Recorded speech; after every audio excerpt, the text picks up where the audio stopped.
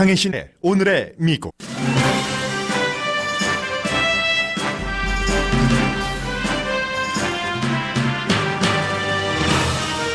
북한이 최근 발사체를 쏜 것에 대한 미국의 반응은 실수라는 지적이 미국 내에서 나오고 있습니다.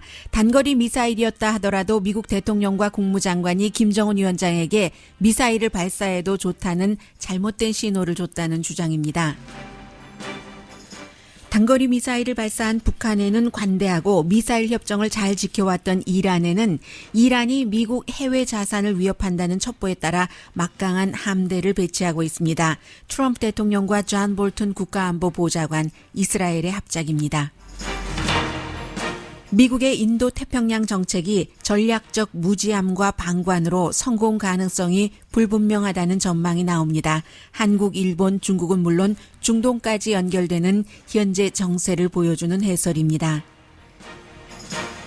트럼프 대통령을 대통령으로 만들 때 큰 역할을 한 스티브 배넌 전 백악관 수석 전략가는 워싱턴 포스트에 지금 미국은 중국과 경제 전쟁을 하고 있다면서 중국에 한치도 양보해서는 안 된다는 기고문을 보냈습니다. 그러나 미국과 중국의 무역 전쟁이 심화돼 중국이 타격을 입으면 세계 경제가 휘청일 수밖에 없는 현실을 전문가들이 경고합니다. 재무장관이 대통령의 세금 보고를 공개하라는 하원의 요구를 거부했습니다. 그러나 뉴욕주 신임 검찰총장이 같은 이유로 재무부를 고소했습니다. 대통령이 의회 청문회 출석을 막으려고 하는 특별검사가 곧 법무부를 떠날 것으로 알려졌습니다.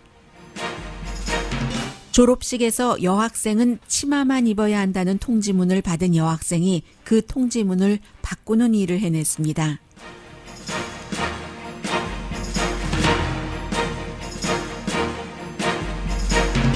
여러분 안녕하십니까? 오늘의 미국 강혜신입니다. 네, 물론 주말에 일어났었고 주말에 거의 정리가 되기는 했습니다만 정리되고 나서 또 한 번 다지기라고 할까요?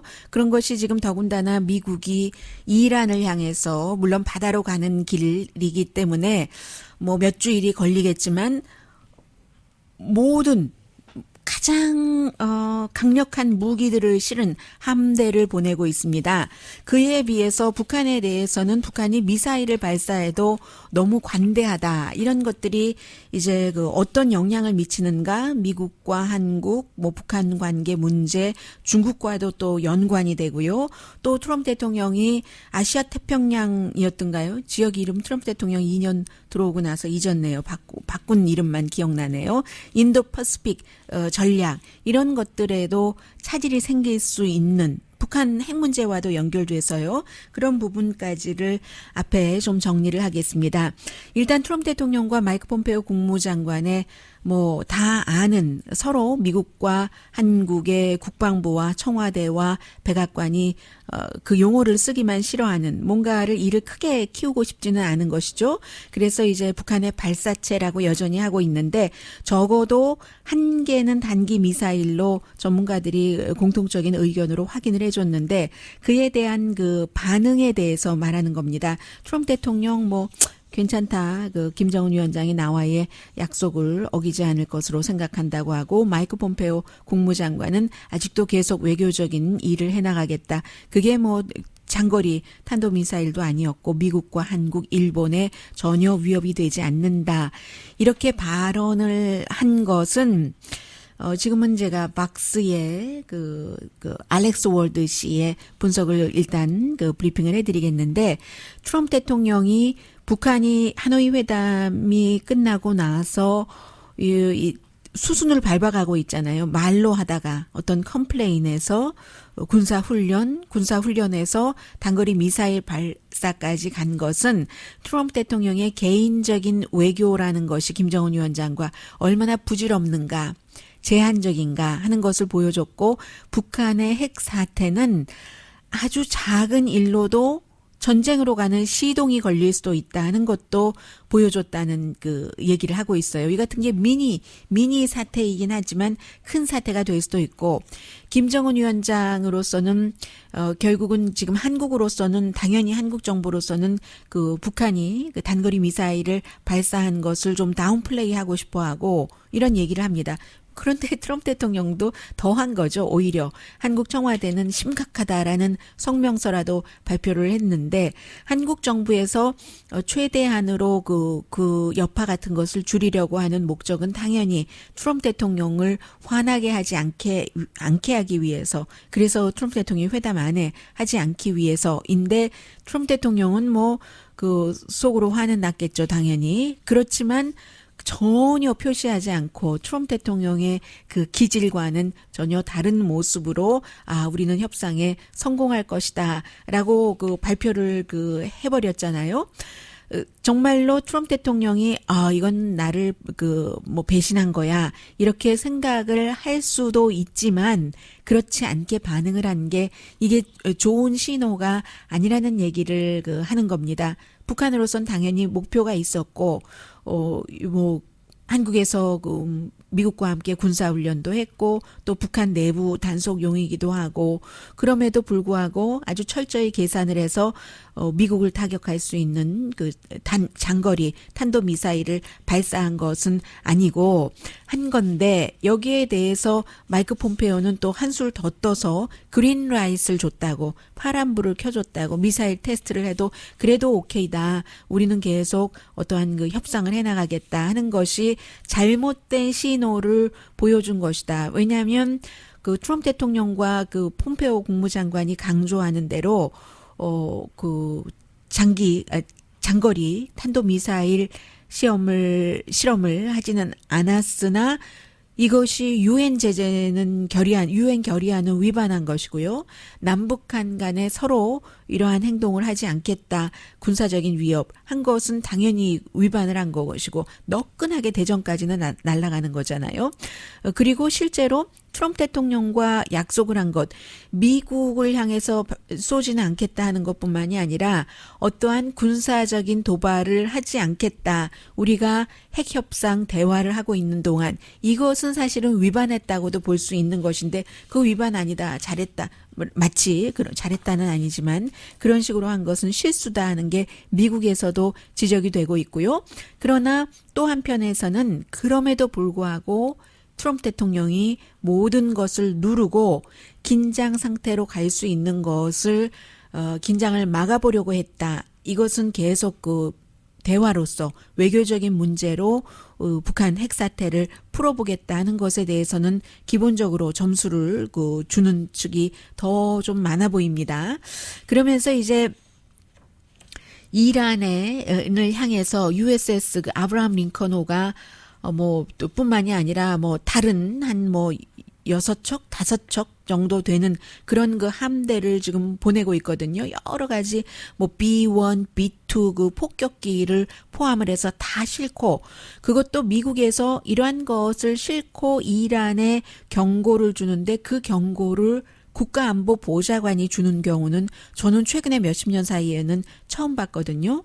이게 보통 이제 누가 적절한 사람이 발표를 해야지 되는데, 국방부의 누군가가. 그런데 이것을 국가안보보좌관이 발표를 해버렸어요. 왜 이런 일이 일어나게 됐는가? 이스라엘에서 첩보를 받았답니다. 그 이스라엘이 이란이 뭔가 중동 쪽에 미국의 어떠한 그 목표물을 정하고 공격을 할 것이다. 그 첩보가 정확한지 정확하지 않은지도 사실은 알 수 없는 것이죠. 그런데 이제 그런 그 벤자민 네탄야후의 첩보를 받고는 존 볼튼이 우리 보낸다 하고는 정말로 unusual한 스테이트먼트입니다. 미국식으로 보면은요.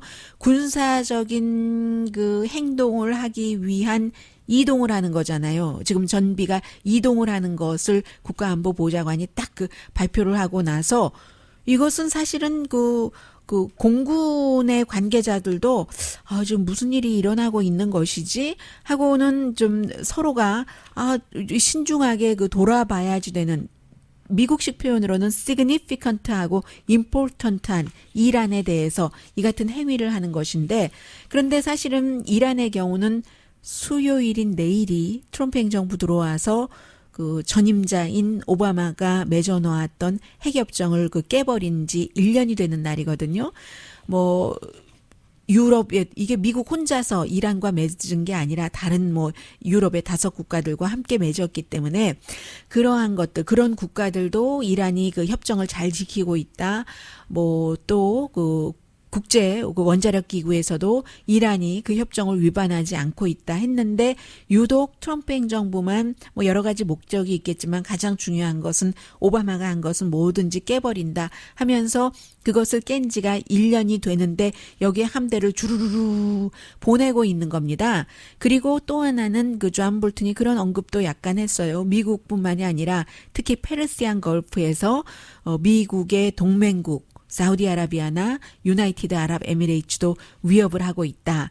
그 이런 나라들이 뭐 이란과 사이가 좋지 않으니까요. 그러면서 함대를 쭉 보내고 있는데 그 세계에서는 지금 존 볼튼을 믿을 수가 없다. 아니 그 지금 그 벤자민 네탄야후 말만 믿고 이란이 뭔가를 한다고 하는데 원래 존 볼튼이나 국가에서도 사실은 이런 정보 같은 것은 그 정치적인 목적에 맞게 좀 조정을 하기는 합니다만은 존 볼튼이 조정의 천재니까 뭔가를 이걸 비틀고 왜곡해서 조정을 했을 수가 있다. 가능성이라는 건 0.000%라 0.0000001%라도 있을 수는 있는 거니까요. 그렇게 세계에서는 보고 있고 그런데 만약에 이것이 조정된 가능성에 의해서 완전히 지금 그 전쟁으로 가는 북을 치고 있는 거잖아요. 아브라함 함대가 가고 있는 것은.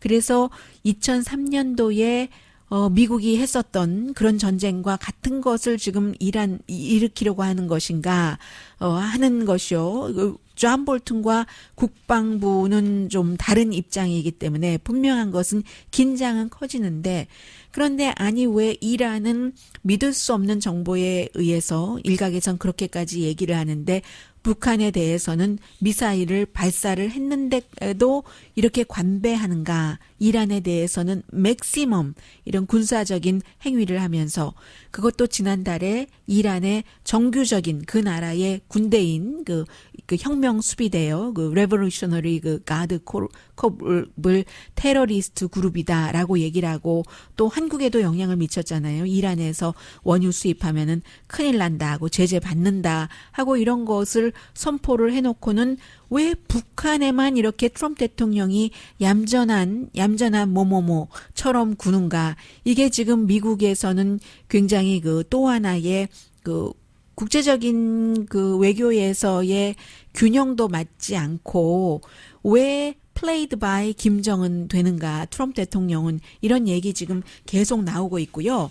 그리고 이제 또 하나는 트럼프 대통령이 인도 퍼시픽 이런 그 전략을 펼친다고는 하는데 그게 지금 제대로 점점 힘을 잃어가고 있다 하는 게 이게 이제 불과 얼마 전에 있었던 그 케빈 러드라는 호주의 26대 총리죠. 총리를 지낸 기간은 짧아요. 2013년도에.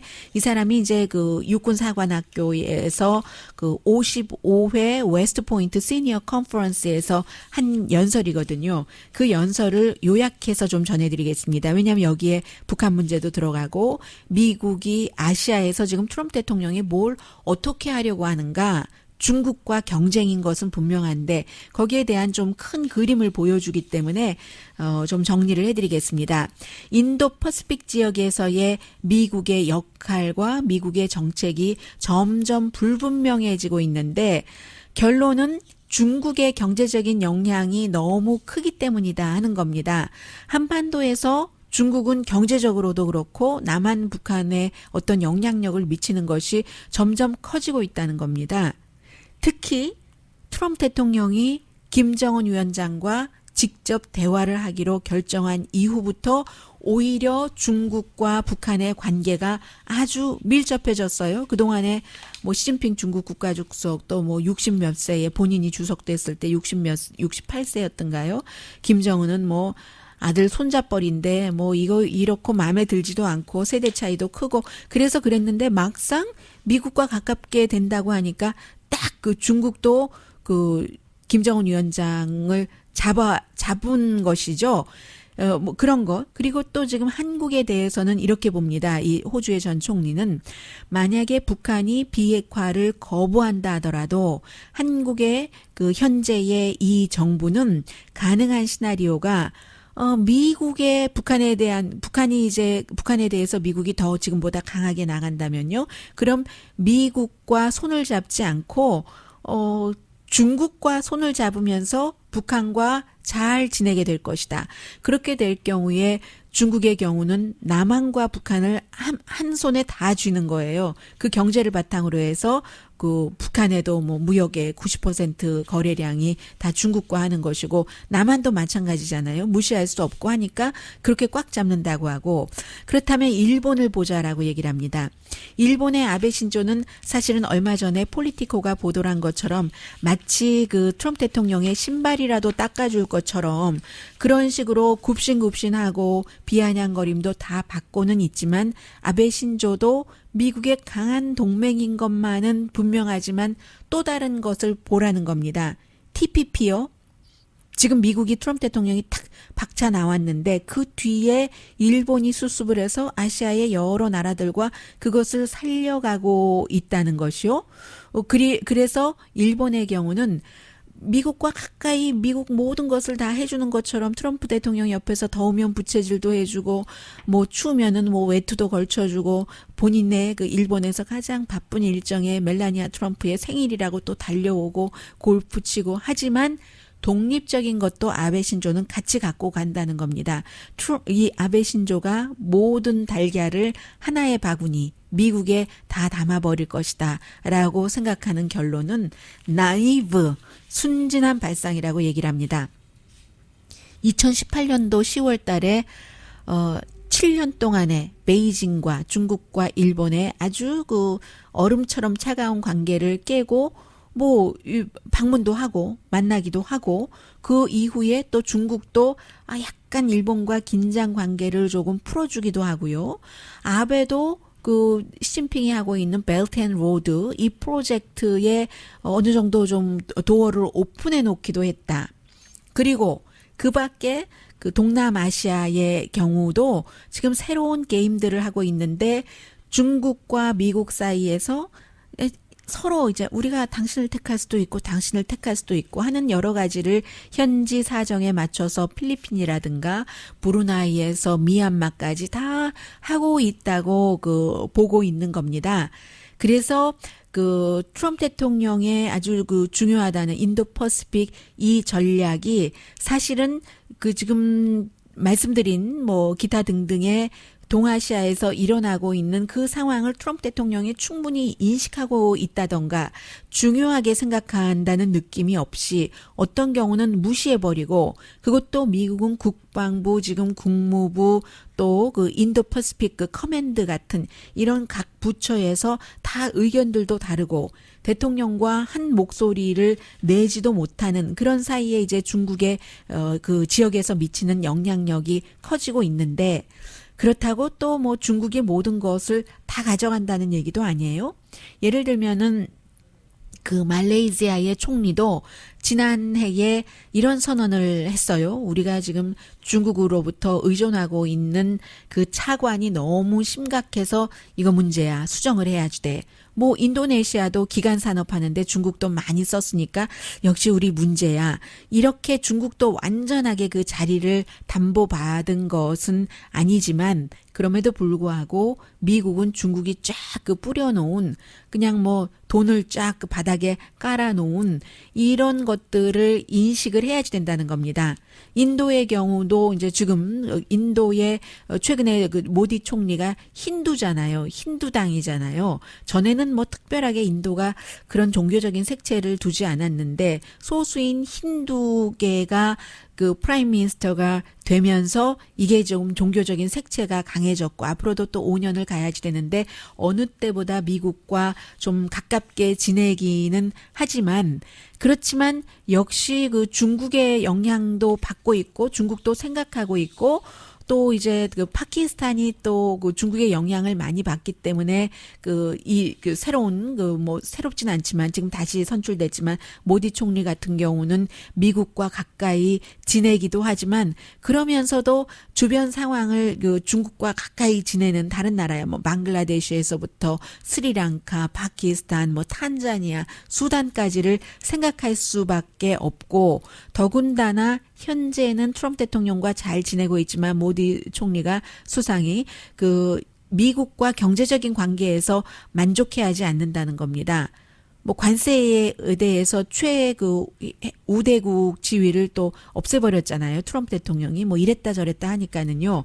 그러는 사이에 그래 이 트럼프 대통령은 믿을 수가 없어 하면서 인도의 총리가 그 인도는 미국에서도 무기를 사고 구소련에서도 무기를 사는데 터키와 마찬가지인 국가예요. 한국 같은 경우는 유럽보다는 미국에 많이 의존을 하고 있지만 그러는데 요즘 점점 그 트럼프 대통령이 하는 일을 보면서 인도도 러시아에서 무기 사는 것을 많이 그 늘리고 있고요. 이게 모디 총리가 일본의 아베 신조 총리의 전략을 닮아간다는 얘기입니다. 시진핑과도 또 그 직접적인 대화를 2018년도 4월 달에 했잖아요. 만나서. 그리고 그 뒤에 뭐 4번인가를 더 만나서 인도와 중국의 관계도 파키스탄과 그 원수와 같은 파키스탄과 중국이 잘 지내고 있지만 그러면서도 그 사이를 뚫고 이제 관계 개선을 한다는 것이요. 그리고 거기다가 대고 중국은 걸프 지역에서의 영향력도 늘려가고 있어서 장기적으로 이제 오일도 필요하고 뭐 가스 서플라이도 필요하고 하니까 중국이 심지어 트럼프 대통령과 아주 친한 사우디아라비아도 와도 가까이 지내고 있고 뭐 아프리카에 돈을 지원하고 하는 것은 뭐 유명한 거고요. 심지어는 생각해보면 워싱턴 포스트의 저널리스트인 그 자말 카쇼기를 살해한 주범으로 지금 다 알고 있는 그 MBS요. 그 사우디아라비아의 왕자 모하메드 빈 살만이 중국을 방문했잖아요. 불과 얼마 전이에요. 2월 달에 방문을 해서 완전히 그 사우디아라비아의 언론인을 죽인 그 왕자 하는 것에서 터닝 포인트를 조금 했다는 거예요.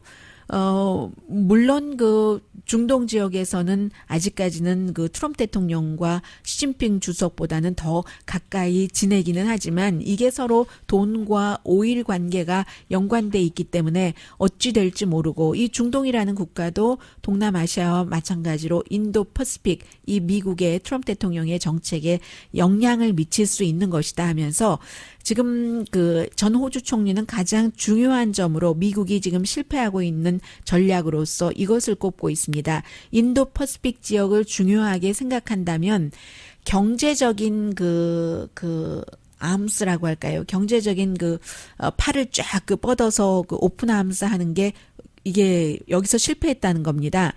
아무리 미국이 국가적인 그 안보 전략 같은 또 군사력 같은 뭐 어떤 그 이슈 민주주의하는 덕트린 같은 것이 그 인도 퍼시픽 지역에서 강하게 어필할 수 있다 하더라도 장기적으로 중국이 지금 하고 있는 경제적인 정책을 그쪽에서 등한시한다면 이게 그 중국의 이기는 정책을 할 수 없다는 겁니다. 그 점에 있어서 지금 일본의 아베 신조가 이끌어가고 있는 그 트랜스퍼시픽 파트너십이에요. 오바마 때 해놨고 트럼프 대통령이 이것도 오바마가 해놨다 해서 확 그냥 없애버린 이 TPP에서 탈퇴한 것이 전략적으로 그 어떠한 그 아시아에서 미국이 영향력을 유지하려고 하는 데는 가장 실패한 것이다 하는 지적입니다. 그리고 제일 앞에 말씀드렸던 그런 여러 가지가 북한과 한국도 미국이 아니라 중국에 가깝게도 갈 수 있다는 전략까지를 포함하고 있습니다.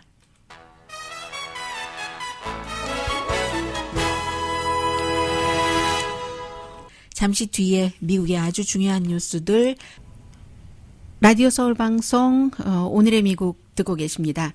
네, 지금 들어오고 있는 뉴스를 보니까 백악관이 이 특별검사가 수사를 할 때 가장 큰 정보를 많이 줬던 던 맥건이라는 대통령의 그 법률 자문에게 의회 소환장을 거부해라 하는 지시를 했고요.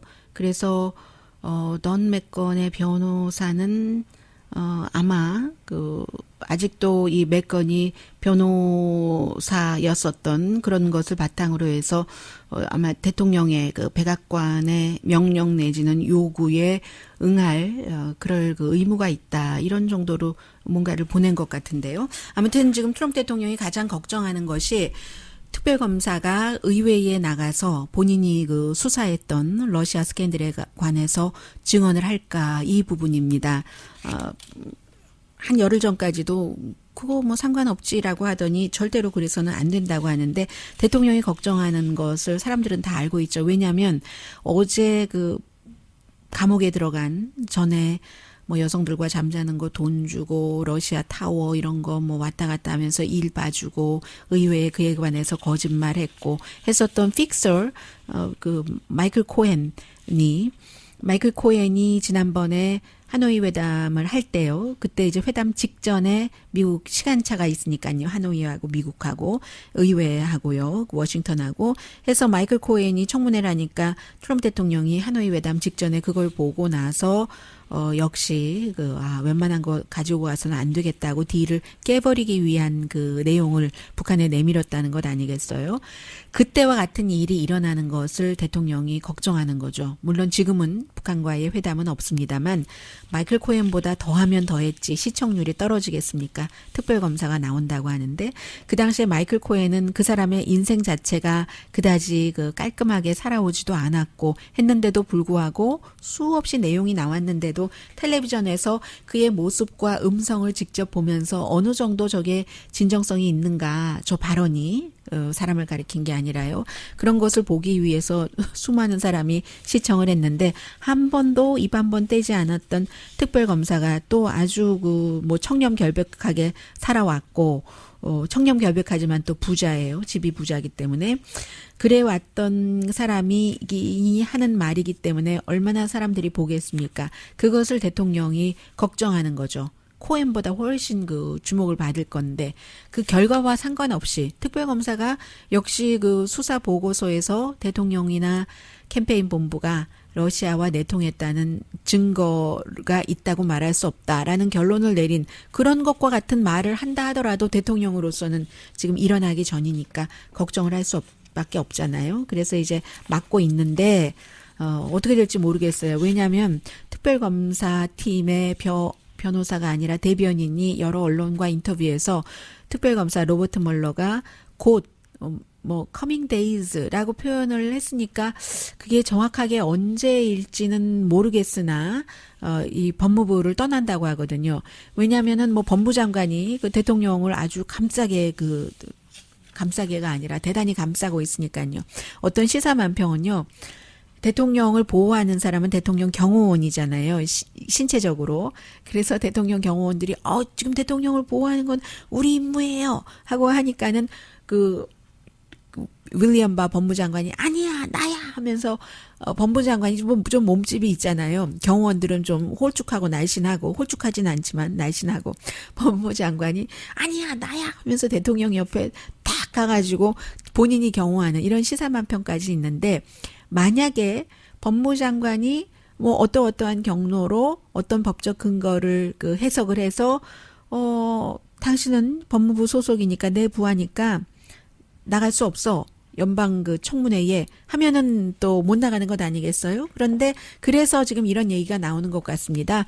특별검사가 곧 법무부에서 나갈 것이다 하는 얘기 지금 나오고 있고요. 아무튼 coming days예요. within the coming days니까 언제일지는 모릅니다. 그렇게 되는 경우는 전혀 자유로우니까 모든 구속에서 특별검사가 청문회에 나가서 모든 것을 다 증언하겠다 하면 하는 거잖아요. 그걸 막을 길은 없는 거고요. 그리고는 이제 또 역시 연방의회에서 뭐 여러 소위원회에서 대통령 세금 보고 좀 보자 하고 요청은 요청이지만 강압적인 요청일 수 있죠. 왜냐하면 대통령과 그것을 내줘야지 되는 국세청의 어떠한 기구와 또 연방 재무장관이 또 지금 가장 대통령을 보호하는 사람은 스티브 무누신 재무장관과 윌리엄 바 연방 법무장관인데 양측에서 다 거부를 했기 때문에 재무부와 국세청에서 그래서 지금 민주당은 뭐 이거 어떻게 해야지 되지? 뭐 무조건 그냥 안 해 하면은 미국은 항상 최종적으로는 법적으로 다뤄야지 되고 그 법적인 것이 아래 단계부터 차곡차곡 연방 대법원까지 가야지 되기 때문에 할 수 있는 일이 없는 겁니다. 그런데요, 지금 앞으로 이 사람을 굉장히 주목해야지 되거든요. 뉴욕의 검찰총장이 아프리칸 아메리칸 그 여성인데 레티티아 제임스라는 여성이 굉장히 정치적으로 야심이 있는 사람이에요. 이 사람이 뭐 뉴욕 시장 선거에도 나간다고 하는데 이 여성은 본인이 취임하기 전부터 최근에 며칠 사이에 취임을 했는데 취임하기 전부터 트럼프 대통령에 대해서 샅샅이 수사하고 기소할 것이라고 밝혔던 여성이거든요. 그래서 일부에서는 정치하려면 그 지역구 알바니 일이나 잘하지 뭐 이런 얘기를 하는데도 아니다. 처음부터 이렇게 기치를 들고 나왔고 누구보다도 가장 그 트럼프 대통령과 가족들에 대해서 트럼프 대통령이나 가족에 대해서만 그런 게 아니라 뭐 닥치지 않고 기소하는 그 검찰로 유명한 그 사람이거든요. 그 뉴욕 AJ 제임스 본인 그 트위터에도 지금 이렇게 그 고소를 했다. 트럼프의 재무부와 IRS를. 왜냐하면은 이 기록을 그 달라는 그 세금 기록을 달라는 것을 법에 따라서 거부했기 때문에. 그런데 하원을 위해서 한 게 아니에요. 트럼프 대통령이 워낙에 지금 걸려 있는 것이 많아서 뉴욕에서 사업을 했었기 때문에 뉴욕의 검찰이 지금 그 달라고 했는데도 안 주니까 그러니까 지금 고소를 한 거거든요. 이게 더 위험할 수도 있어요. 위험할 수도 있습니다. 왜냐하면 뭐 한두 개의 한 게 아니라 트럼프 재단이 뭐 그 무슨 뭐 비영리 재단이라고 하고 세금 감면은 받으면서 하나도 그 어떤 본인의 돈은 내지 않고 비영리 재단 자선단체 하면서 다른 사람에게 돈을 모아서 그 돈을 또 본인이 돈을 안 낸 것만 아니라 다른 사람에게 모은 돈을 본인이 또 써요. 이 트럼프 가족이. 그런 일들에 대해서 뉴욕 검사가 수사를 하겠다고 하고 기소하겠다고 하고 지금 재무부와 연방 국세청을 고소를 했기 때문에 아무도 법 위에 있는 사람은 없다. 그게 정부 부처이건 개인이건 대통령이건 이렇게 얘기를 하고 굉장히 무시무시한 검사예요. 해서 사실은 대통령이 들어오고 나서 재무부와 국세청에서 이렇게 연방에서 민주당에서 달라고 하는데도 안 줄 수 있는 이유는 법을 조금 바꿨거든요. 그 법을 바꿨다는 게 법을 바꾼 게 아니라 어떠한 정책을 조금 바꿔서 납세자의 프라이버시를 보호한다는 룰을 바꾼 거죠. 러가 아니라 룰을 바꿔서 트럼프 대통령을 조금 보호해 줄 수 있게 이렇게 트럼프 행정부에서 바꿨거든요. 그런데 이 뉴욕의 검사는 그런 것이 해당 사항이 없다 하면서 지금 고소를 했고요. 이 뉴욕 검찰총장만 주목을 받고 있습니다만 뉴저지의 검찰총장도 마찬가지로 똑같이 이 뉴욕의 검찰총장과 같은 이유로 지금 재무부와 연방국세청을 고소를 했으니까 트럼프 대통령은 이런저런 것에서 시선을 돌리기 위해서 본인이 성공할 수 있는 전략을 여러 가지로 지금 구상을 하고 있는 겁니다. 그 가운데 가장 중요한 것이 북한 이슈이고 두 번째가 베네수엘라고 지금 세 번째가 그 많은 돈을 들여서 뭐 함대를 이란 쪽으로 페르시안 걸프 쪽으로 쭉 보낸다고 하니까 어느 쪽에서 잘못되면 어느 쪽에서 터져도 지금 다 군사적인 옵션을 생각하고 있는 거거든요. 그 한가운데에 존 볼튼이 있기 때문에 그래서 만약에 이란에 대해서 어떤 그 군사력을 쓴다면 이게 군사력을 쓰기 전에 존 볼튼이 날아가 버릴 것인가 여러 가지 합리적인 반대에 부딪혀서 아니면 존 볼튼 뜻대로 될 것인가. 존 볼튼은 베네수엘라에도 지금 군사력을 만지작거리고 있잖아요. 그것도 마찬가지로 존 볼튼이 날아갈 것인가 더 힘을 얻을 것인가. 만약에 존 볼튼이 날아간다면 트럼프 대통령의 북한 그 핵 정책에는 조금 그 한국 정부가 원하는 쪽으로 갈 수도 있는 것이고 아니고 존 볼튼의 힘이 더 강해진다면 베네수엘라와 이란에 행하는 것과 마찬가지의 압력이 북한 쪽에도 뭔가 트럼프 대통령의 또 다른 정치적인 이해관계와 맞물려서 또 이제 그런 형태로 할 수도 있는 거기 때문에 지금 북한이나 베네수엘라, 이란 어떤 국가에 어떠한 형태의 일이 일어날지 아무도 모릅니다.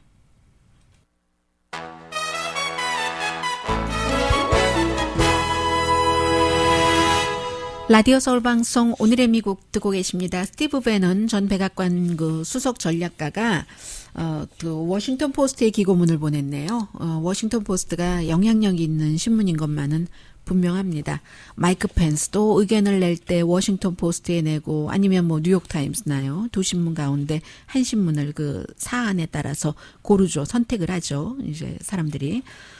그래서 이제 지금 이 금요일이죠. 중국에서 100명 넘게 뭐 경제 부주석까지 합쳐서 미국에 그 무역 협상을 하러 오는데 오지 않나 오나 하다가 결국은 오게 됐는데 지금 스티브 배넌과 그 반대되는 의견을 두 가지를 말씀을 드리겠습니다. 스티브 배넌 같은 사람은 이 사람은 워낙에 중국과 뭐 미국은 전쟁을 치러야지 된다 이런 얘기를 하는 사람이기 때문에 실제적인 지금 무역 전쟁을 이미 시작하고 있는데 어떠한 형태로든 그냥 애매모호한 협상을 해서는 안 된다. 가차 없이 미국의 그 뜻대로 해나가야지 된다 하는 얘기를 하고 있습니다. 왜냐하면은 그 중국에 대한 그 터프하게 나가는 이 전쟁 선포는 미국의 제조업 일자리를 가져오겠다는 트럼프 대통령 2016년 러스트벨트의 한 핵심 약속이기 때문에 그리고 중국이라는 나라는 미국과 경제 시스템도 다르고 공산당이 운영을 하는 글로벌 그 헤게모니를 쥐려고 하는 것이다. 이것은 무역 딜이 아니다. 경제 전쟁이다라고 얘기를 하면서 6가지를 지적을 했어요.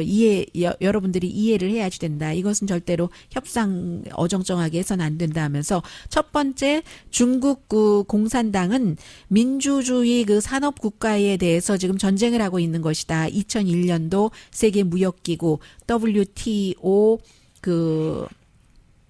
에 가입한 이후에 해서 중국이 뭐 테크놀로지나 지적재산권 뭐 사이버에서의 이런 여러 가지 위반도 있고 또 그 환율 조작 같은 것도 하니까 이거 굉장히 언페어하다. 또 정부가 보조금도 많이 주고 두 번째로 이해해야지 될 것은 월스트리트의 치어리더 그리고 미디어의 치어리더들은 어떤 형태로든 중국을 통해서 또 학계에서도 마찬가지고 돈을 버는 그런 그 모델을 지지하는데 그건 미국에 좋지 않다라고 얘기를 합니다.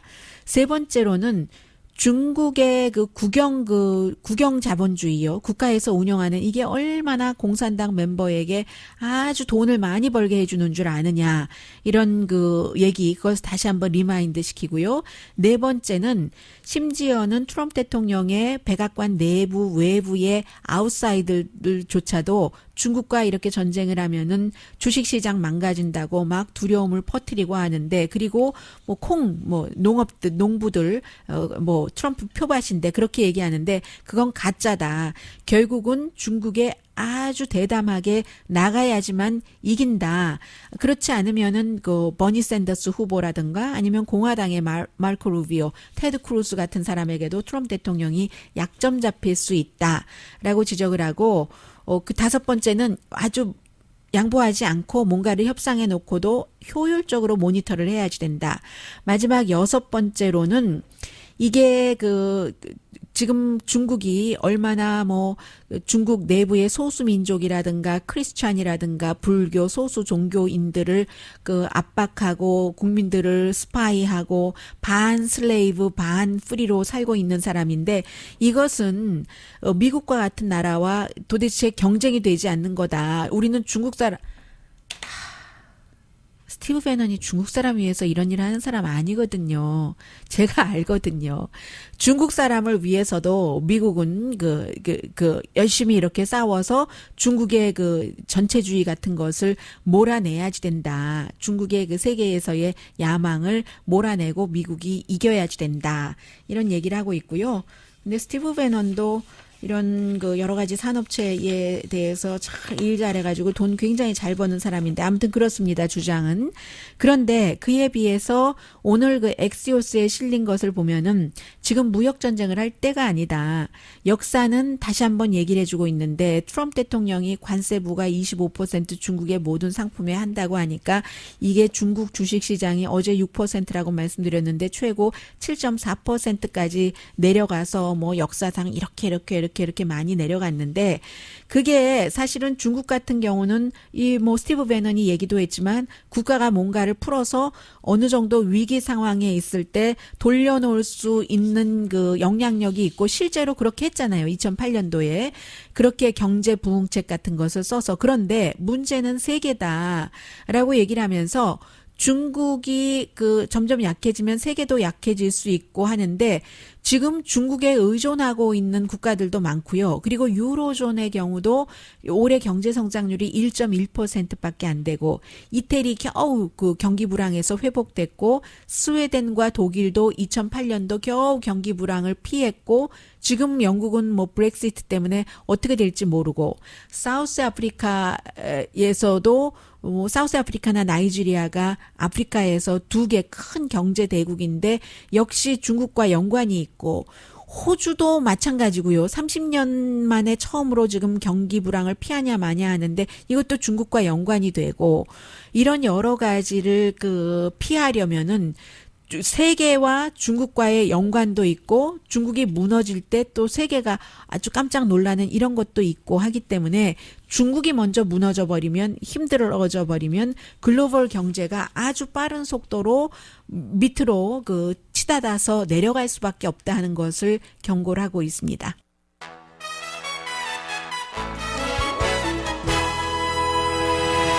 라디오 서울 방송 오늘의 미국 듣고 계십니다. 그 18살 소녀인데요. 하이스쿨 다니는데 아주 얌전한 조용한 그 음악인이었답니다. 이제 대학교에 들어가서 뭐 정치학을 공부를 한다고 하는데 이 소녀가 그 졸업식에요. 통지문을 받았는데 모자와 가운이 구겨졌을 테니까 그런데 그 다림질 누르는 다림질로 하지 말고 스팀으로 해라. 학교에서 보낸 통지서예요. 그리고 그게 이제 옷감이 망가지니까요. 그리고 남학생들은 그 나비 넥타이는 멜 수 없고 졸업식이에요. 여학생들은 바지를 입을 수 없다. 여기서 딱 걸린 거예요. 아니 21세기인데 바지가 안 돼? 물론 남학생에게도 이 스트릭 하긴 했어요. 그 룰이. 왜냐하면 아주 짙은 색깔 바지 입어라. 짙은 신발을 신어라. 짙은 색깔 타이를 매라. 근데 여학생에게는 뭐 밝은 컬러 해도 짙은 색 입어라 하는 말은 없고 바지를 입으면 안 된다는 거예요. 처음에 선생님하고 의논하고 교장 선생님하고 했는데도 룰은 룰이다 해서 결국은 이제 그 교육부에 그것도 시간이 없어서 못 가니까 구글 다학을 통해서 비디오로 이렇게 했는데 거기서 교육위원 3명이 여성이었대요. 해서 어찌어찌해서 학교에서 결국은 이 그 여학생들도 졸업식 때 바지를 입을 수 있도록 했다는 겁니다. 이 여학생이 과거에도 이런 통지문을 늘 받았을 텐데 누군가가 생각은 하면서도 이것을 크게 거부하고 뭐 행동을 하고 하지는 않았었던 것을 이제 본인이 한 거고요. 그런데 누군가가 그렇게 해서 74년도에 낙태는 합법이라고 했는데 좀 전에 어느 주이든가요. 아무튼 어느 주에서 브라이언 캠프라는 공화당의 주지사가 6주 이후에는 낙태를 할 수 없도록 법안에 사인을 했습니다. 6주면은요. 그 하트비트 빌이라고 하는데 심장이 뛴다고요. 그런데 산모는 사실은 잘 모를 수도 있는 그런 정도잖아요. 누군가는 아무도 안 해서 했고 누군가는 누군가가 해놓은 것을 이렇게 또 그 반대로 막기도 하고 하는 미국입니다.